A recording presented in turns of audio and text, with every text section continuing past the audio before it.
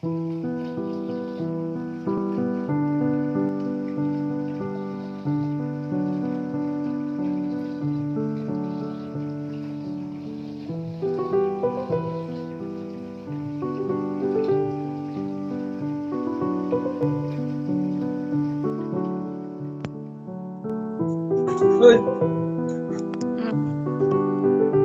udah kita bisa mulai.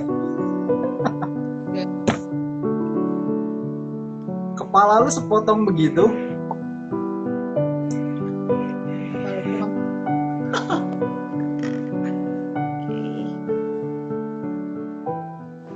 Oke, terima kasih Uswa. Ini episode keempat buku di Senjakala. Mau gambarin sebenarnya kalau di masa senjakala begini enaknya baca buku yang gimana?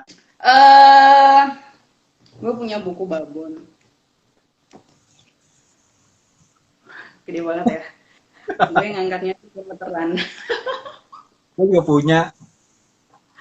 Kalau punya yang itu sih, Punya gue. Orang gue penerbitnya.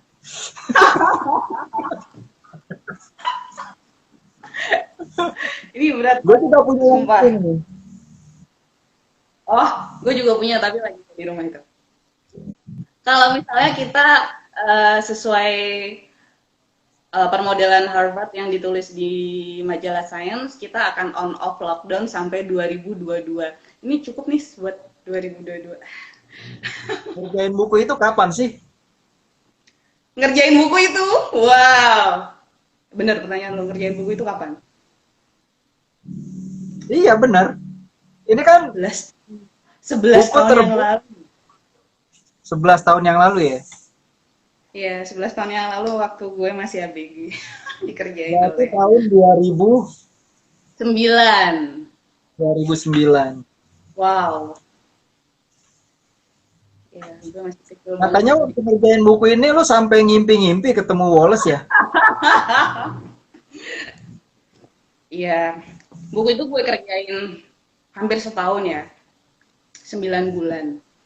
Dan gue nggak pernah ngerjain buku setebel itu dengan eh, keterpaparan pada teori evolusi, biogeografi yang sebenarnya nggak berat. Alhamdulillah banget Alfred Russel Wallace itu menuliskannya dengan gaya yang sangat enak diterima awam. Tentu saja gue awam terhadap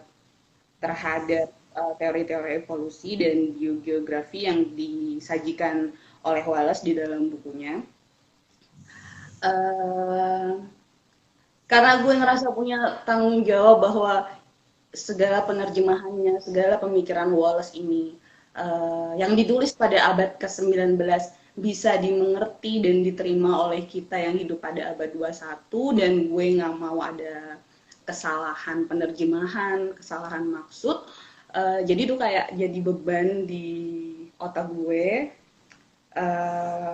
Makanya gue sampai apa ya, kelindihan. Gue bahkan belum pernah mengalami hal itu sampai gue ngedit buku Wallace ini. Apa sih namanya yang kalau erep-erep ya?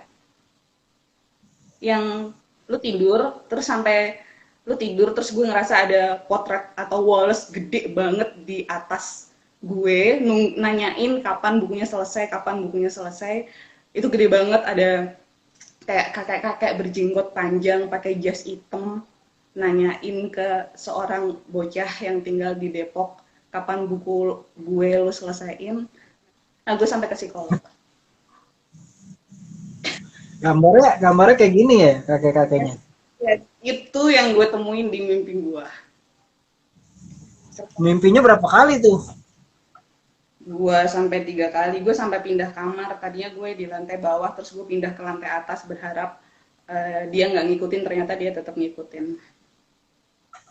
Ini bukan tayangan dunia lain ya. Kita mau ngomongin salah satu raksasa sains yang menyumbang besar pada teori yang mengubah struktur ilmu pengetahuan dunia, karena Dari buku Wallace ini, terutama surat dari Ternate, itu Darwin dapat inspirasi dan akhirnya keluarlah teori evolusi itu yang basisnya adalah seleksi alam. Kita udah cetakan kedua ya bukunya ya. Iya, cetakan pertama yang segede bantal, cetakan kedua yang lebih kecil, yang Gambarnya bisa ini dibawa keren ya. kemana. Gambarnya buah-buahan karena dan ada durian ya Iya, ya. Oh ada durian. ada durian karena Wallace suka banget makan durian. Oh my god. Iya. Perasaan lu cerita tuh bahwa Wallace duduk jongkok, jilatin eh, Gigi-gigi. jari-jarinya dia Iya, iya, benar-benar. karena kelekeran makan durian. Tapi Kelekeran. tapi dia menggambarkan durian, dia bilang apa seperti apa ya yang baru masuk selokan gitu dia bilang. Iya. Kayak bawang busuk atau apa gitu kan. Lupa gue. Tapi ada satu buah lagi yang dia juga suka, sukun. Oh iya. Ya Ya. memang sukun sukun di Ambon itu dan kawasan itu terbaik ya. Kalau kita Hmm. pernah ke Sampai sana itu waduh. Cuma duriannya yang belum ketemu sih. Katanya durian Ternate paling enak tuh. Katanya almarhum Pak Adnan Amal. Karena waktu peluncurannya juga kan Pak Adnan Amal kan bicara kan, bilang bahwa buku Wallace ini buku yang wajib dibaca oleh anak-anak tingkat sekolah menengah bahkan tingkat sekolah dasar karena bisa menginspirasi anak-anak untuk jadi seorang naturalis atau seorang saintis lah. Karena ceritanya dari segi bahasa katanya sangat nyastra ya. Betul gak sih? kalau sampai ke sastra enggak, cuma gue mau bilang bahwa ini enak banget dibaca bahkan oleh seorang anak SD. Karena gue ingat ada satu pembaca nelpon, dia cerita cucunya yang masih kelas 4 sangat menikmati buku ini dan itu di luar dugaan gue karena ketika ngedit gue berharapnya anak SMA harus ngerti nih gitu kan. Maksudnya gue bisa membayangkan waktu gue SD gue membaca buku yang sulit gitu misalnya gue ingat SMP gue baca buku biografi Bung Hatta banyak banget yang gue nggak ngerti tapi gue tetap baca sampai habis. Mungkin juga kemudian gue baca ulang setelah dewasa. Mungkin itu yang gue rasakan, yang gue mencoba rasakan oleh anak SD ketika membaca buku Kepulauan Nusantara itu.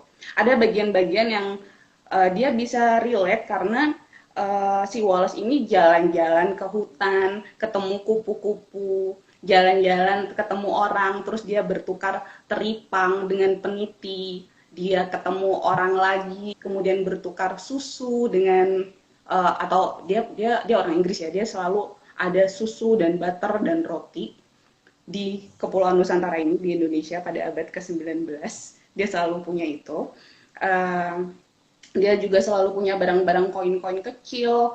Yang paling sering yang paling gue ingat adalah peniti yang bisa ditukar dengan spesimen-spesimen yang dia undang orang-orang lokal itu untuk menyerahkan ke dia. Jadi dia juga dibantu oleh orang-orang lokal untuk menyerahkan spesimen untuk penelitian dia dan untuk dia hidup juga. Jadi dia menjual spesimen. Totalnya pada akhirnya 126.000 spesimen dia kumpulkan. Itu buat anak kecil sih kalau gue sih menyenangkan sekali karena gue jalan-jalan berpetualang menemukan sesuatu mengamati sesuatu mencatat nggak cuma ciri fisik dari suatu spesies tapi juga bahasa cara orang ngomong ciri fisik orang dari Melayu dari Singapura Sarawak Jawa sampai Papua Maluku. Bahkan karakter ya. Yes, karakter dan moral dia dia membandingkan antara orang Jawa dan orang Papua, membandingkan orang Bugis dan orang-orang yang dia menyebutnya orang-orang yang aneh yang saya tidak mengerti bahasanya, padahal cuma berjarak 3 atau 4 kampung dari orang-orang Bugis tempat saya menginap. kemudian dia membandingkan antara orang Lombok dan orang Bali, yang mungkin kalau dibaca pada masa sekarang itu kayak eh, jadi ada orang tersinggung, tapi ada bagian yang kayak misalnya kayaknya orang-orang Kristen di Lombok ya, ini daripada orang Islam yang di daerah mana yang pernah saya temui gitu kan. Itu gue sebagai orang Islam ketawa aja gitu kan. Jadi membaca buku ini tuh harus dengan apa ya, melepaskan segala identitas kita yang bisa menghalangi kita menikmati buku ini gitu. Dan jangan lupa bahwa Wallace itu hidup di zamannya dan dia ya dia menuliskan apa yang diamatinya sejujur-jujurnya. Yang paling menarik nih, Wallace waktu ke Jawa itu sempat ke satu daerah yang namanya Japanan ya. Jawa Timur. Dan Ya. dari Japanan itu kemudian bikin geger karena lahir Inul Daratista ya. Jadi orang pertama yang mencatat daerah tempat lahir Inul dan menjadi bagian dari sebuah buku yang sangat populer di dunia, dicetak terus, yang paling terlambat nyetakan kita ya. Menurut gue itu ada dua yang membuat Japanan itu sangat populer. Orang semua tahu pasti Inul, tapi orang jarang yang tahu bahwa Wallace itu yang pertama mungkin menyebut Japanan itu. Gue rasa buku ini harus dibaca oleh Mas Adam dan Mbak Inul. Di Jawa Timur. Mas Adam membeli buku ini dan menjadikannya souvenir di kampung. Iya, bener.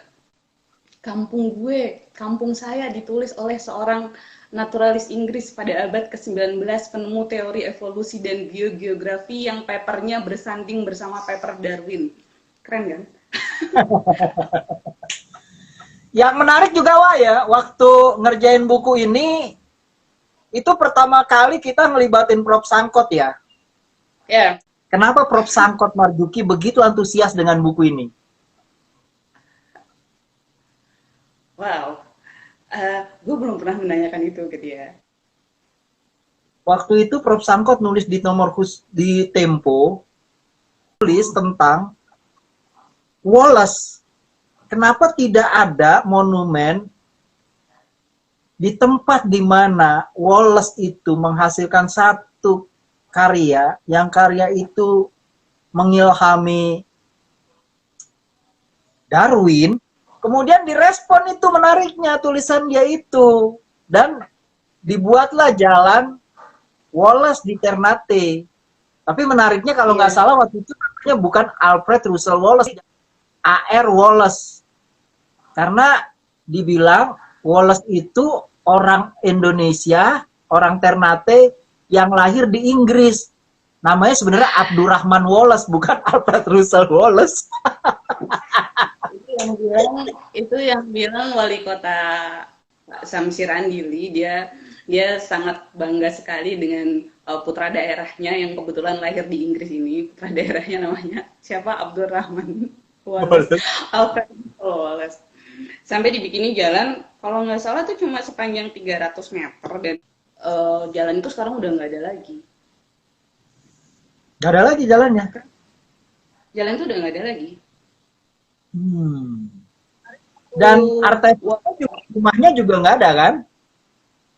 Artefaknya nggak ada. Nah itu yang mau gue jawab pertanyaan lu tadi. Di bagian mana Prof. Sangkot itu sangat berkontribusi besar, dan kontribusi besarnya itu ini terkait dengan antusiasme dia, yaitu pada pencarian rumah Wallace. Selain pada memperbaiki pemahaman-pemahaman gue di bagian-bagian biologi dan teori evolusi ya, karena Prof. Sangkot kan ahli biologi molekuler sih, tapi dia tentu dia memahami dan meminati evolusi.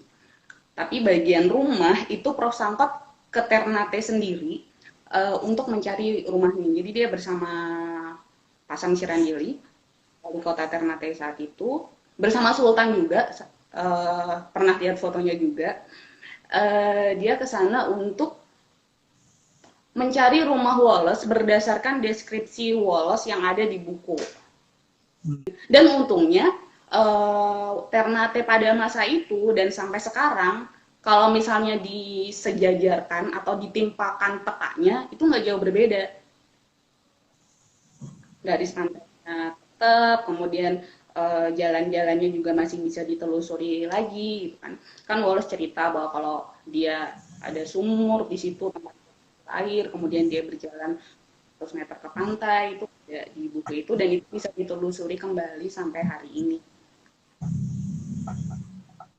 Dari pertemuan Prof. Sangkot itu pada akhirnya kan kita bikin acara yang terkait dengan Wallace terus-menerus ya.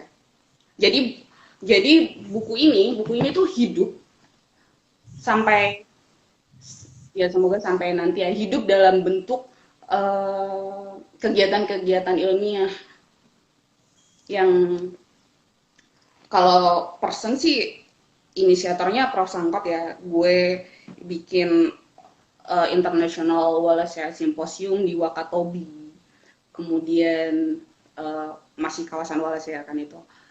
Kemudian 3 kali kita bikin Wallace Week, masing-masing seminggu. Itu tuh benar-benar untuk memperkenalkan atau mengingatkan lagi generasi-generasi sekarang yang bukan melupakan Wallace ya, tapi ketika kita sekolah, kita itu belajar Wallace and Weber itu, garis Wallace itu kan sambil lalu tidak dijelaskan, tidak dielaborasi, tidak diperkenalkan orang ini siapa, tidak disampaikan emang kalau ada garis Wallace dampaknya apa, tidak dijabarkan lebih lanjut oleh guru-guru di sekolah bahwa Wallace ini penting sekali bukan hanya untuk Indonesia, tapi juga untuk dasar kita mengenali diri kita gitu kan. Dasar gimana ya namanya juga teori evolusi, asal usul kita, bagaimana kita awalnya muncul, bagaimana kepulauan Indonesia itu terbentuk, mengapa ada genus-genus yang mati tapi ada yang tetap hidup, kenapa Homo sapiens ini tetap bertahan sampai sekarang, kenapa di Sulawesi ada anoa tapi di pulau-pulau lain nggak ada, kenapa ada burung-burung yang berbeda di Lombok dan Bali padahal jaraknya cuma sekitar 20 kilo kalau nggak salah, selat antara Lombok dan Bali itu. Nah, pertanyaan-pertanyaan itu yang kemudian mendasari pemikiran Wallace pada waktu dia sakit malaria itu, lalu mengirimkan papernya ke Darwin. Yang mana kalau misalnya Darwin nggak nerima paper dari Wallace ini, nggak akan pernah keluar tuh bukunya The Origin of Species itu. Kita sebenarnya hanya ingat garisnya ya. Iya. Apa artinya coba? Garis Wallace itu buat anak SD, SMP, SMA kalau dia tidak pernah diterangkan. Terus kenapa kalau ada garis Wallace itu kan? Bahkan mungkin anak SD nggak bisa membayangkan bahwa garis Wallace itu imajiner. Membayangkan garis imajiner itu kayak apa dan apa implikasinya coba gitu kan? Garis itu terbentang dari Filipina ke selatan terus menerus ke bawah sampai memisahkan antara Bali dan Lombok. Gitu. Kita juga nggak didorong untuk kritis bertanya terus menerus kan juga enggak gitu kan. Pada abad 17 udah ada Rumphius yang mengidentifikasi flora, tumbuh-tumbuh di Nusantara. Pada abad ke-19 ada Wallace yang mengumpulkan spesimen, mengidentifikasi spesies-spesies sampai genus. Kemudian dia juga di Sulawesi mengkonfirmasi bahwa Sulawesi ini adalah wilayah terunik. dengan binatang-binatang dari berbagai karakter karena Sulawesi itu adalah kumpulan berbagai lempeng bumi dari utara, selatan maupun yang muncul dari laut karena dinamika lempeng bumi. Kita harus berterima kasih. Berterima kasih itu adalah dengan melanjutkan karya dia. Tapi bisa juga bukan hanya dengan melanjutkan karya dia, tapi juga menjaga Iya, ekologi benar. yang digambarkan begitu unik. Si Tony Whitten itu ketika ditanya tentang Wallace, dia bilang mungkin Wallace akan mendayung perahu sambil merasa sangat terpukul karena kerusakan ekologi yang begitu hebatnya. Nah ini kan sebenarnya kita nggak berterima kasih sama Wallace. Ya. Nggak berterima kasih sama sekali, tapi masih ada kesempatan untuk berterima kasih. Dalam salah satu kuliahnya Prof. Herawati Sudoyo di Wallacea Week tahun lalu, ada salah satu slide-nya berbunyi Nusantara ini adalah satu laboratorium hidup yang tidak hanya memberi permasalahan tapi juga solusi yang akan memberi sumbangan besar pada kedokteran dan kesehatan umat manusia lewat kontribusi sains. Dan di situ adalah titik di mana kita bukan sekedar berkontribusi, tapi itu juga salah satu bentuk terima kasih kita pada karya Wallace. Jadi karya Wallace yang babon tadi itu kayak pengantar buat kita semuanya. Kalian tuh punya laboratorium alam hidup yang juga termasuk manusianya ini yang beraneka ragam, yang berbagai macam etnis, itu bisa menjadi satu satu satu lab dan itu macam-macam banget, gak akan ada habis-habisnya kalau kita menyandarkan kehidupan, menyandarkan kultur kita itu pada sains. Ada satu kutipan dari Pram yang gue ingat dari buku dari Bumi Manusia, kodrat manusia ini dan nanti itu akan uh, berdasar pada penguasaannya atas ilmu pengetahuan. Tanpa itu semua pribadi dan bangsa-bangsa itu akan tumbang. Jadi Jadi kita termasuk bangsa yang durhaka dong. masih kata Bang lagi, melawan pada ilmu pengetahuan itu hanya akan menyerahkan kita pada maut dan kehinaan. Sekarang kita ada di mana? Ya sebelum Wallace tadi kan lo menyebut Rumphius ya. Abad 17. Rumphius itu sebelumnya mengeluarkan berjilid-jilid buku yang sudah ditulis naskahnya rusak karena kapalnya tenggelam. Dia Iya. tulis ulang, matanya buta. Mm-mm. Sekarang kita dikagetkan bahwa naskah Rumphius itu sedang menjadi pegangan para saintis, terutama untuk menemukan apa yang tadi lu singgung, sumber obat-obatan baru. Ya, Sementara kita aja terjemahannya nggak punya. ya. Buku itu Kita masih menerbitkan, kita menerbitkan buku Wallace setelah berjarak 100 tahun lebih. 150 tahun. Artinya kalau kita mau, Wallace itu satu buku ya. Malaya Ya, Archipelago itu satu buku. heeh, Tapi bayangin kalau Rumphius 12. 12 dan itu ditulis dalam dua bahasa, satu bahasa Belanda, satu bahasa Latin. Iya, gimana ya Zal? Kalau Dan misalnya mau nerjem itu, kayaknya gue menyerahkan hidup pada arwah. Ya, balik lagi ke Rumphius. Dan balik lagi ke bagaimana cara kita berterima kasih.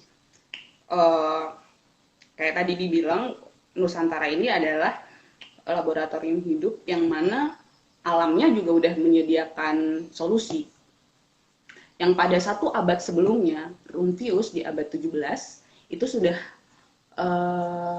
mengumpulkan berbagai spesies, kemudian menggambarkannya dan mengidentifikasi sekaligus memberikan keterangan khasiat dari tumbuh-tumbuhan tersebut yang ditulisnya dengan berbagai malapetaka yang menimpanya.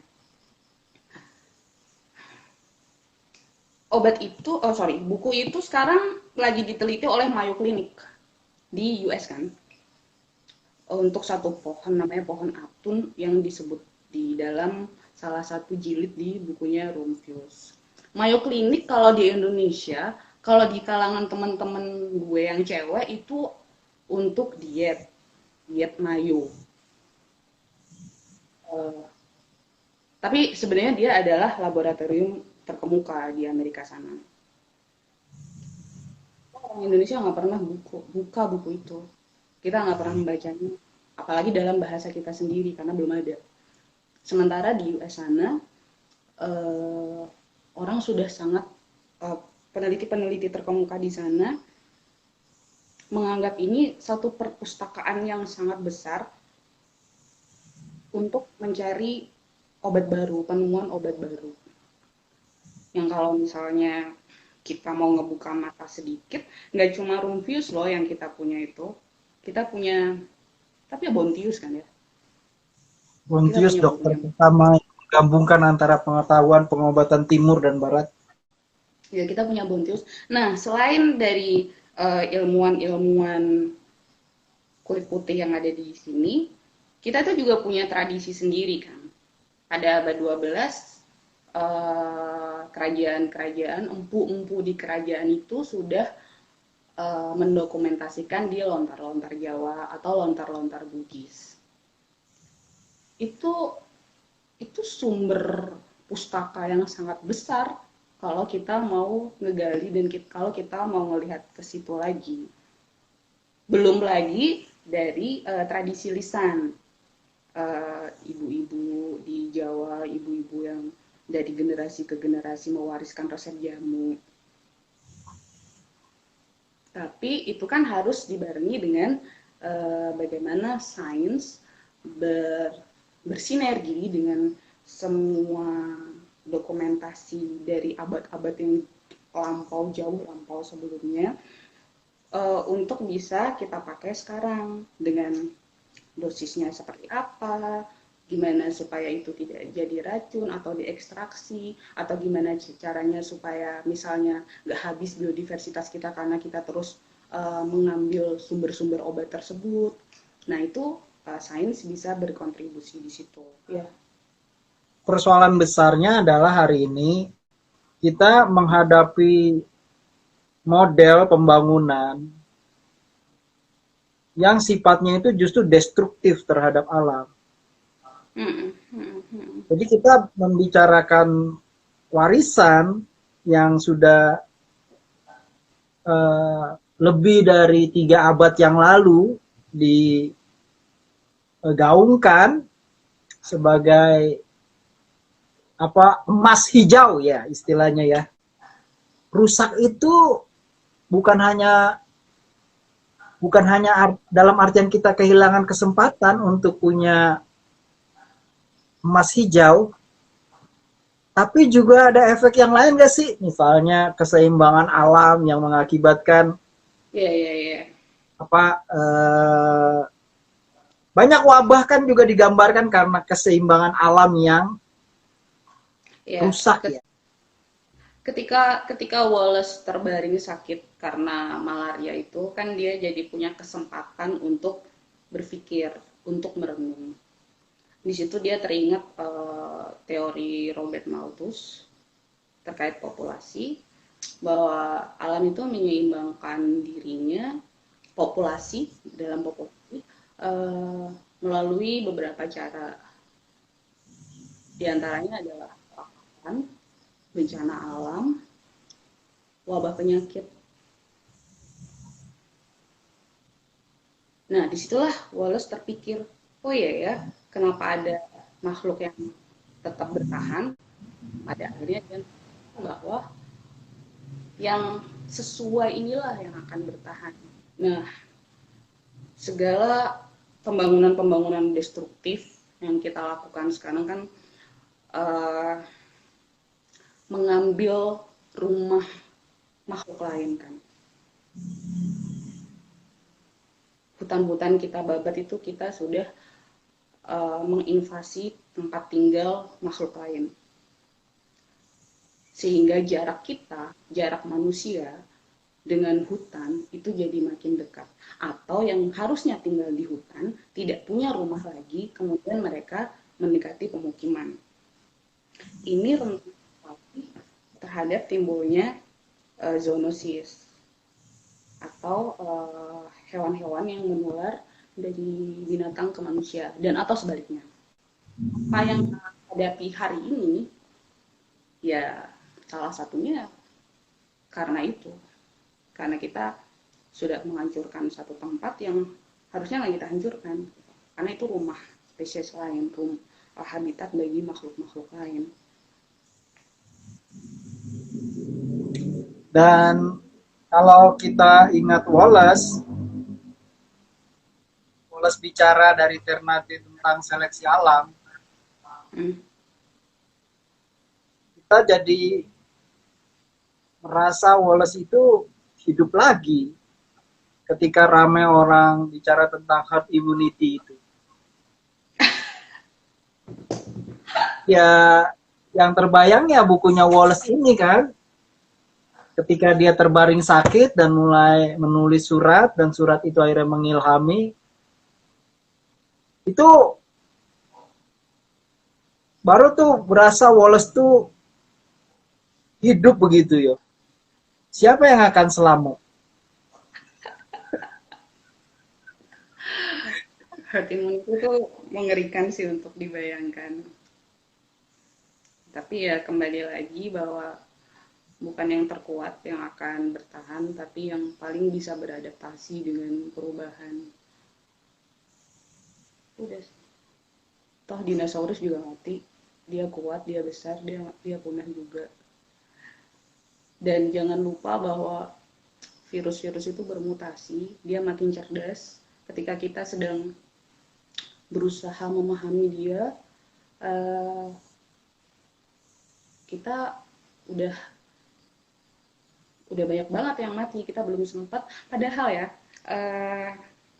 Indonesia ini adalah dengan iklimnya yang tropis dan biodiversitas yang sangat kaya. Kita itu bisa mencari patogen-patogen dan virus-virus yang terdapat di alam ini, di alam Indonesia, untuk kemudian mengenali patogen itu. Patogen itu agen penyakit, supaya kita lebih duluan dengan kita mengenali dia, kita bisa bikin vaksin. Tapi kan kita enggak melakukan itu. Kita tidak punya kultur untuk melakukan riset dasar, penelitian-penelitian dasar. Riset-riset yang kita lakukan selalu harus applied, harus selalu ilmu terapan yang misalkan risetnya adalah hilirisasi ya, yang harus segera kelihatan dampaknya pada masyarakat. Padahal nggak selalu. Riset-riset dasar itu bisa kita rasakan ya, salah satunya ketika kita menghadapi pandemi ini. Sekarang kita kelabakan kan, kita nggak kenal virus ini gimana, kita nggak kenal gimana dia beradaptasi, kita bahkan baru kemarin mencari tahu dia itu menularnya lewat apa ya, lewat udara atau enggak, dia bertahan pada permukaan benda mati itu berapa gitu kan. Itu benar-benar hal baru dari kita yang sebenarnya kita bisa memitigasinya jika kita tuh aktif melihat kembali ke alam gitu kan. Wah, itu Einstein tuh yang bilang, lihat ke alam lebih dekat, maka kau akan jauh lebih mengerti. Siapa yang bilang? Albert Einstein. Wah, ini waktu kita tinggal 5 menit lagi. Ada yang lo mau bilang lagi gak tentang buku ini? Ini dibajak, malah bajakannya bukan Ya, buku ini dibajak kan.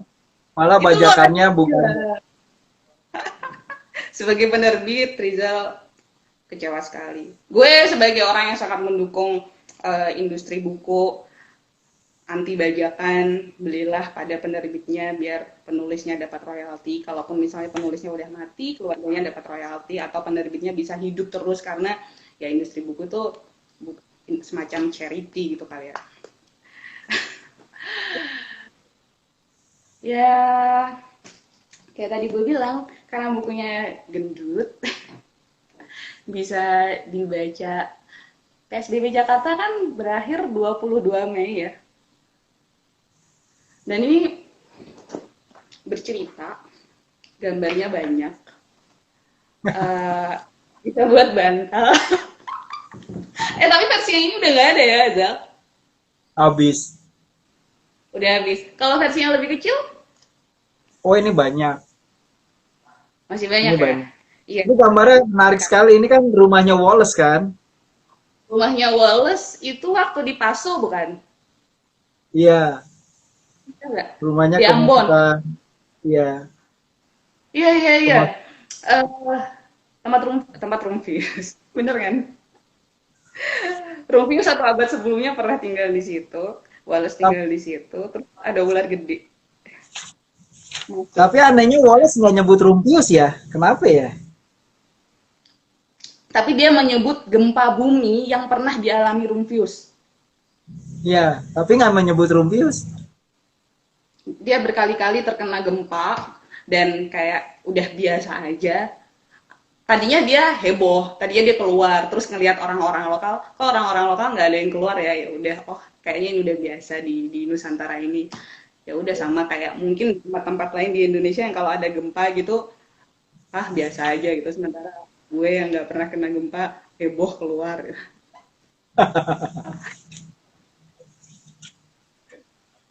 Tapi buku ini dikutip di mana-mana, di buku-buku terbitan yang gue edit selanjutnya, buku ini selalu disebut karena memang kayak nggak ada habis-habis pemikiran Wallace itu. Ini Mungkin karena itu, seminal. ya, orang sebut namanya magnum opus atau klasik. Jalan yang banyak dan bercabang dan itu nggak selesai-selesai. Ya, beruntunglah kita bisa nerbitin bukunya Wallace. Sekarang Uswa ini lagi nerjemahin buku karya Kevin sama Prof Sangkot. Cerita deh Wak dikit Wak, buku apa sih? Udah selesai kan? Udah. Judulnya War Crimes, kejahatan perang. Nah, buku ini ditulis oleh Prof Sangkot Marzuki dan Kevin. Dua-duanya peneliti di lembaga Eijkman, beda lab aja mereka. Tentang Profesor Mokhtar ini direktur lembaga Eijkman pada masa pendudukan Jepang. Namanya sekarang diabadikan di Bukit Tinggi sebagai nama salah satu rumah sakit rujukan COVID juga. Dia dipenggal Jepang pada 3 Juli 1944. Ya benar.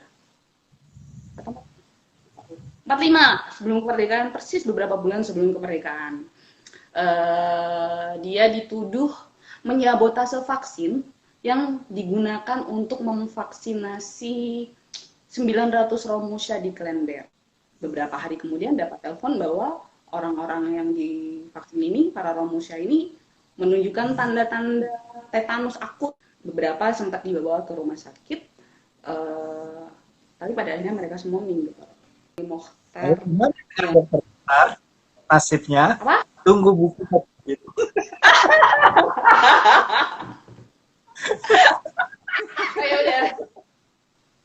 Ya udah. Oke. Thank you udah ngisi episode buku di Senja Kala yang keempat.